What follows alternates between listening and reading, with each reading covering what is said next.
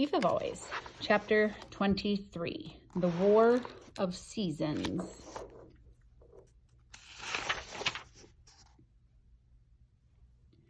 Hood didn't waste any time. He'd no sooner made his final offer to Harvey than the balmy wind grew gusty, carrying off the lamb's wool clouds that had been drifting through the summer sky.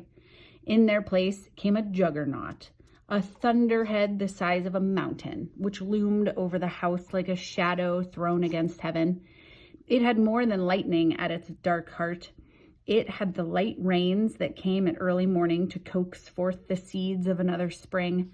It had the drooping fogs of autumn and the spiraling snows that had brought so many midnight Christmases to the house.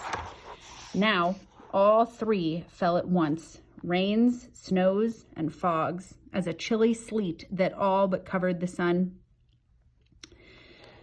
It would have killed the flowers on the slope with cold, had the wind not reached them first, tearing through the blossoms with such vehemence that every petal and leaf was snatched up into the air. Standing between this fragrant tide and the plummeting curtain of ice and cloud, Harvey was barely able to stay upright.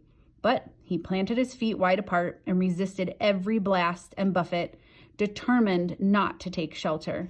This spectacle might be the last he set eyes upon as a free spirit, indeed as a living spirit. He intended to enjoy it. It was a sight to behold, a battle the likes of which the planet had never seen. To his left, shafts of sunlight pierced the storm clouds in the name of summer, only to be smothered by autumn's fogs, while to his right, spring coaxed its legions out of bough and earth, then saw its buds murdered by winter's frosts before they could show their colors. Attack after attack was mounted and repulsed, reviled and retreat sounded 100 times, but no one season was able to carry the day. It was soon impossible to distinguish defeats from victories. The rallies and the feints, the diversions and encirclements, all became one confusion. Snows melted into rains as they fell. Rains were boiled into vapor and sweated new shoots out through the rot of their brothers.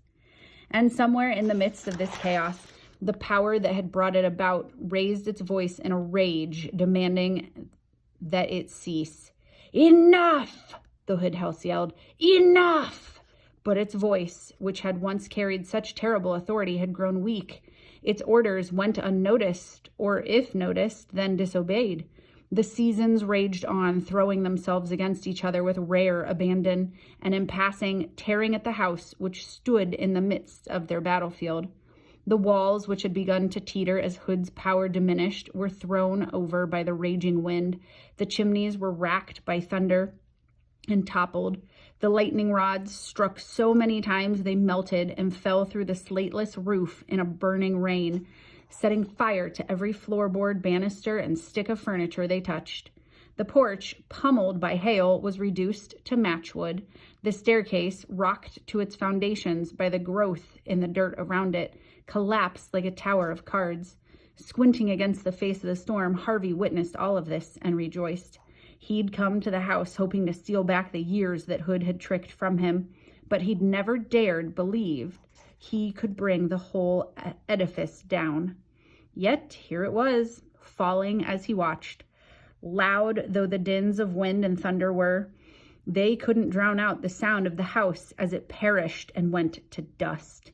Every nail and sill and brick seemed to shriek at once, a cry of pain that only oblivion could comfort. Harvey was denied a glimpse of Hood's last moments. A cloud of dirt rose like a veil to cover the sight, but he knew the moment his battle with the Vampire King was over, because the warring seasons suddenly turned to peace. The thunderhead softened its furies and dispersed. The wind dropped to an idling breeze. The fierce sun grew watery and veiled itself in mist. There was debris in the air, of course, petals and leaves, dust and ash. They fell like a dream rain, though their fall marked the end of a dream. "Oh, child," said Mrs. Griffin. Harvey turned to her. She was standing just a few yards from him, gazing up at the sky. There was a little patch of blue above their heads. the first glimpse of real sky these few acres of ground had seen since Hood had founded his empire of illusions. But it was not the patch she was watching. It was a congregation of floating lights, the same that Harvey had seen Hood feeding upon in the attic, which had been freed by the collapse of the house. They were now moving in a steady stream toward the lake. "The children's souls," she said, her voice growing thinner as she spoke the word. "Beautiful." Her body was no longer solid, Harvey saw. She was fading away in front of him. "Oh no," he murmured. She took her eyes off the sky and stared down at her arms and the cat she was carrying in them. It too was growing insubstantial. "Look at us," Mrs. Griffin said with a smile upon her weary face. "It feels so wonderful." "But you're disappearing." "I've lingered here far too long, sweet boy," she said. There were tears glistening on her face, but they were tears of joy, not of sadness. "It's time to go." She kept stroking Stu Cat as they both faded from sight. "You are the brightest soul I ever met, Harvey Swick," she said. "Keep shining, won't you?"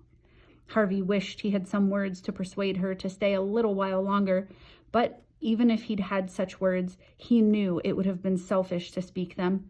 Mrs. Griffin had another life to go to, where every soul shone. "Goodbye, child," she said. "Wherever I go, I will speak of you with love."